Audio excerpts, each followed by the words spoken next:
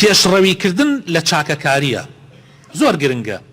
ئیسە تەماشاکەی ئەوانە هەفتا و ئەوەنە کەس بوون لە ناویانە ئەم بەڕائە چەند بە خێرا هەجارە جار هەڵە سێ دەست خاتە ناو دەستی پێغەمبەر صلی الله علیه وسلم و پەلە ئەکا زوو بەیعەتەکە بدە زوو پەیمانەکە لەگەڵ پێغەمبەری خوا صلی الله علیه وسلم مۆر بکە. طبعا ئەم پێشڕەوی ئەم پیاوە هەروەکو پێشڕەویەکەی ئەبوو بەکرە لە هاتنی بۆ ناو ئیسلام هەروەکو پێشڕەویەکەی عومەرە لە ڕاگەیاندنی ئاینی پیرۆزی ئیسلام هەروەکو پێشڕەویەکەی عوسمانی کوڕی عەفانە لە هیجرەتکردن بۆ حەبەشە هەروەکو پێشڕەویەکەی عەلی کوڕی ئەبی طالیبە کاتێک کە پێغەمبەر صلی الله علیه وسلم ئیسلامی ئیعلان کرد بە ئاشکرا لەسەر تەپۆڵکەی مەڕوە ئەوان هەمویان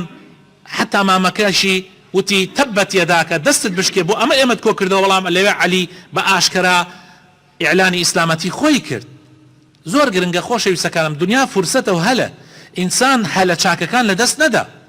ئەم پیاوە بەڕێزە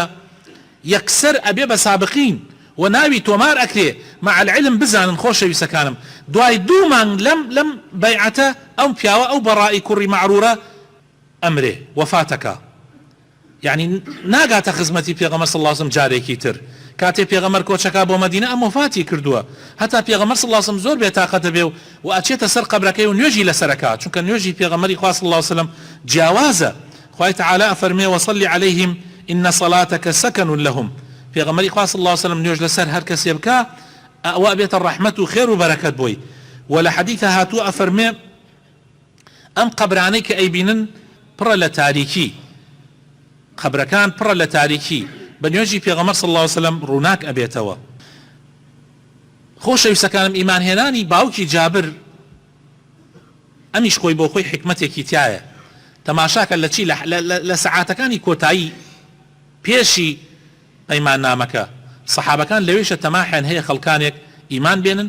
و بانگەواز ناوەستێ و کەسانێک ئەگەر جێی متمانە بن لەو کاتەشە هەر ئامادەن لەگەڵ خۆیانە بیبن. جا باوکی جابر عەبدوڵای کوڕی حیرام یەکێک بوو لە پیاوە مەزنەکان دوای ئەوە بەڕاستی بوومە مسلمان و بەڕاستی بەیعەتەکەیدا و بوو بە یەکێک لە 12 نەقیبەکە و لە شەڕی ئوحودیشا شەهید بوو باشترین دەوری بینی لە جەنگی ئوحودا و لەوێ شەهید بوو.